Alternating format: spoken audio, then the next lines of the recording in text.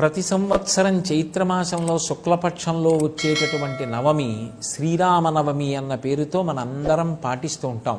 శ్రీరామ నవమి నాడు అందరూ తప్పకుండా ఉపవాసం చేస్తారు. చేసి పొద్దున్నే రామచంద్రమూర్తిని ఆరాధన చేసి బాలకాండలోంచి శ్రీరామచంద్రమూర్తి యొక్క అవతారం ఆవిర్భవించినటువంటి ఘట్టాన్ని, ఆ సర్గని పారాయణ చేస్తారు. పారాయణ చేసి దేవాలయానికి వెళ్ళి రామచంద్రమూర్తిని సేవించి పరిపరి విధముల మార్చి ఇంద్రియములకు భగవంతుణ్ణి ఆలంబనంగా ఇచ్చి ఉపవాస దీక్షలో రామచంద్రమూర్తిని సేవిస్తారు.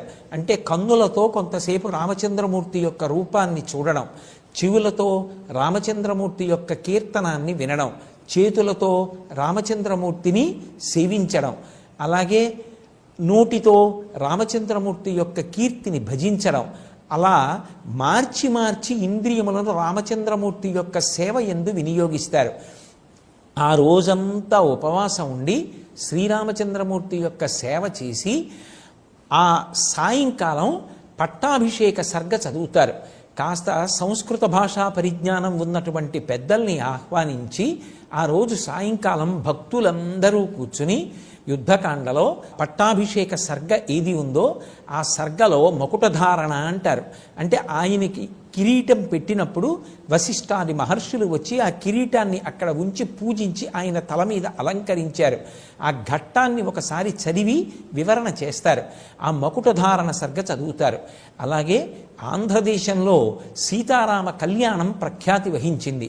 కళ్యాణం చూసినంత మాత్రం చేత, కళ్యాణంలో ఉన్నటువంటి తలంబ్రాల అక్షతలు తల మీద వేసుకున్నంత మాత్రం చేత 3 రకములైనటువంటి అనుగ్రహం కలుగుతుంది.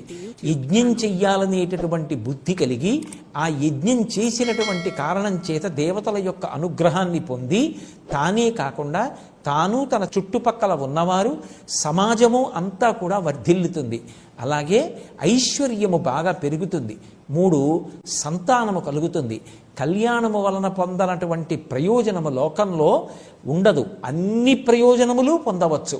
అంత గొప్ప ప్రయోజనములకు ఆలవాలమైనటువంటి సీతారామ కళ్యాణాన్ని వాడవాడలా నిర్వహిస్తారు. చక్కగా ఆ కళ్యాణ సమయంలో అందరికీ కూడా విసినికర్రలు, అలాగే పానకం, వడపప్పు, మామిడి పళ్ళు ఇటువంటివి చలవ చేసేటటువంటి పదార్థాలని పంచిపెడతారు. అలాగే మల్లెపూలు విశేషంగా తెచ్చి రామచంద్రమూర్తికి అలంకారం చేస్తారు. రాముడు ప్రత్యేకించి తెలుగువారితో మమేకమైపోయినటువంటి అవతారం. అంత గొప్ప అవతారమైనటువంటి శ్రీరామచంద్రమూర్తి యొక్క అవతారం మనకి భద్రాచల క్షేత్రంలో విరాజమానమై ఉన్నది.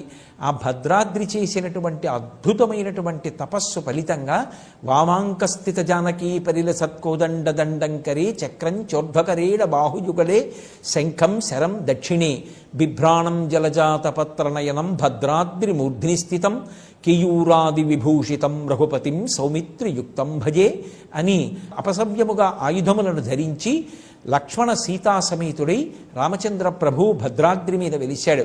అలాగే మన రాష్ట్రంలో ఒంటిమిట్ట, గొల్లల మామిడాడ మొదలైనటువంటి అనేక క్షేత్రాలలో అద్భుతమైనటువంటి రీతిలో రామచంద్రమూర్తి యొక్క ఆరాధన, కళ్యాణము జరుగుతుంటాయి.